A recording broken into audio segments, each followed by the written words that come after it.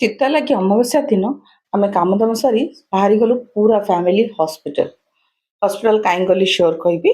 ହେଲେ ଚିତା ଲାଗି ଅମାବାସ୍ୟା ଦିନ ଶାଶୁ ଯେହେତୁ ଘରେ ଥିଲେ, ତାଙ୍କର ଆଖି ଅପରେସନ୍ ହେଇଛି, ସେ ଆସିଛନ୍ତି ସେଥିପାଇଁ।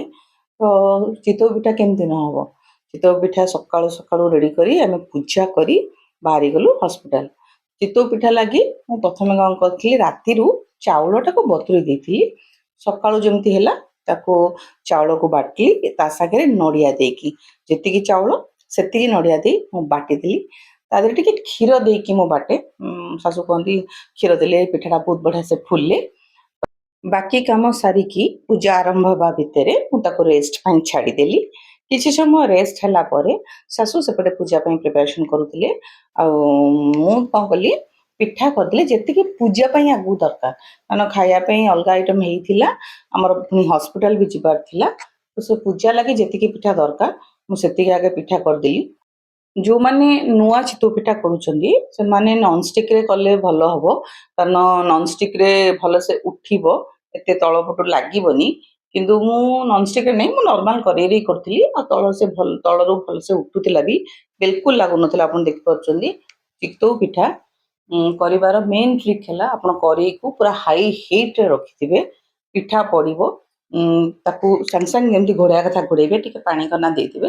କିଛି ସମୟ ପରେ ତାକୁ କାଢ଼ିକି ଦେଖିବେ, ଆଉ ଆରାମସେ କରେଇରୁ କାଢ଼ିବେ।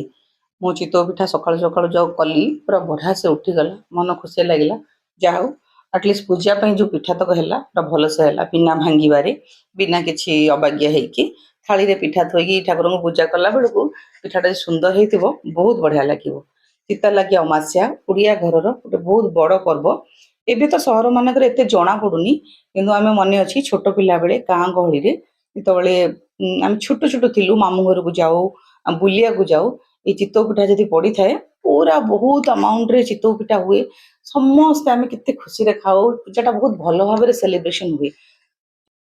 ବେଶୀ ନୁହେଁ, ବଟ୍ ଅଳ୍ପ ବି ହଉ, ଆମେ ଚିତଉ ପିଠା ତ କରିକି ଠାକୁରଙ୍କ ପାଖରେ ପୂଜା କଲି। ଏଇଟା ବହୁତ ମୋ ପାଇଁ ଖୁସିର ଦିନ।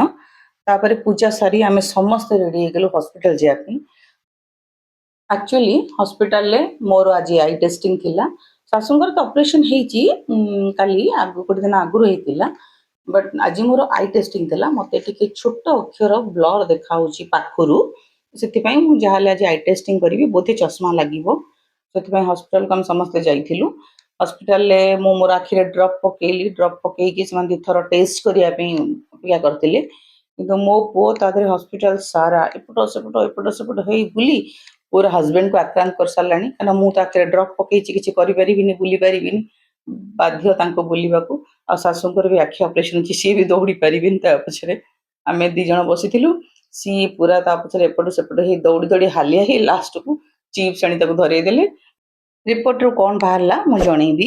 ଭିଡ଼ିଓଟି ଯଦି ଆପଣଙ୍କୁ ଭଲ ଲାଗିଲା, ଲାଇକ୍, ସେୟାର ଆଣ୍ଡ ସବସ୍କ୍ରାଇବ୍ କରନ୍ତୁ। ପୁଣି ଦେଖା ହେବ। ବାଏ।